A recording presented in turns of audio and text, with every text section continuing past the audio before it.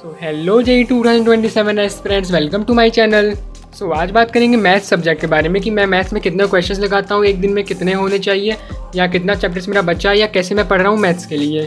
Prayag JEE 2.2 batch में तो अभी PNC चल रहा है और PNC तक मैंने कंप्लीट कर चुका हूँ और मैं अभी उसके बाद PNC के डायरेक्ट बाद मैंने स्ट्रेट लाइन किया। स्ट्रेट लाइन तो मैंने हो चुका है, ये मैंने लास्ट वीडियो में बताया।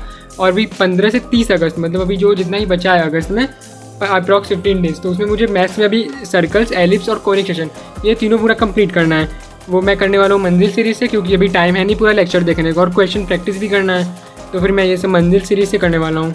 एंड मुझे ऐसे बेनिफिट भी मिला, लाइक मैंने स्ट्रेट लाइन किया तो फिर उसके मैंने वन शॉट देख लिया, उसके बाद मैंने ये लगाया मॉड्यूल के मैंने टॉपिक वाइज क्वेश्चन लगाए। टॉपिक वाइज क्वेश्चन लगाने के बाद मैंने PYQ लगाया। एंड टॉपिक वाइज क्वेश्चन या फिर DPP ये तो मस्ट था ही, क्योंकि वन शॉट से किया हूँ तो फिर एकदम डिटेल में थ्योरी तो हुआ नहीं है या क्वेश्चन प्रैक्टिस, तो फिर जिससे एक एक स्टेप या ब्रिक बनता है ना टॉपिक वाइज या DPP लगाने से, तो उसके बाद मैंने फिर JEE मेंस के PYQ लगाए।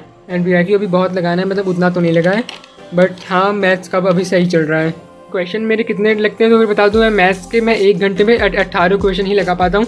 हाँ ये कम है क्योंकि पेपर में तो 25 क्वेश्चन आते हैं, 1 घंटे में लगाना होता है, बट सो क्वेश्चन प्रैक्टिस को तो इंक्रीज़ करना ही है। एंड मॉक टेस्ट में भी ताकि मार्क्स अच्छे आएँ, तो फिर वो भी उसका साथ में साथ ध्यान रखना है, क्योंकि मैथ्स में ही भाई कम होता है।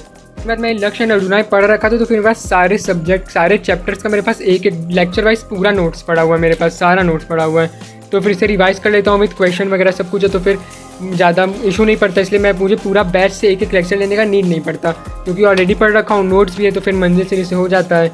एंड फिर PYQ लगाना है या क्वेश्चंस लगाना।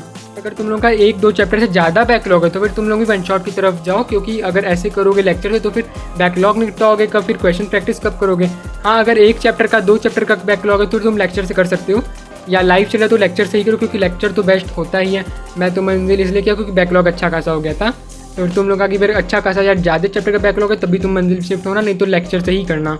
एंड मेन बात, मेरे पास 11-12 के सारे नोट्स पड़े हुए हैं, इसलिए मुझे मंजिल से इशू हुआ नहीं।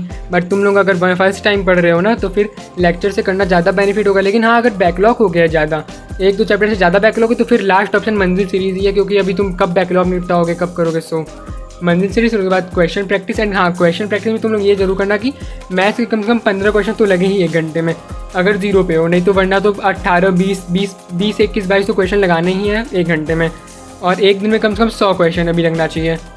यू गाइस नो, हमारे फेवरेट तरुण सर ने बोल रखा है कि 3 दिन में एक डॉट पेन खत्म होना चाहिए। मतलब तुम लेक्चर, क्वेश्चन प्रैक्टिस, रिवीजन सब कुछ मिलाकर, मतलब पूरा मिलाकर, पूरा सब्जेक्ट मिला करके तुम 3 दिन में कम से कम एक डॉट पेन खत्म करते हो, तो फिर इसका भी ट्रैक तुम लोग किया करो कि हाँ एक डॉट पेन कितने दिन में ख़त्म होता है। और अगर सच में तुम लोग का 3 दिन में ख़त्म हो रहा है तो फिर हाँ तुम लोग का मतलब अच्छा प्रैक्टिस चल रहा है, ड्रॉप ईयर के लिए एकदम अच्छा, मतलब JEE के लिए प्रिपरेशन है।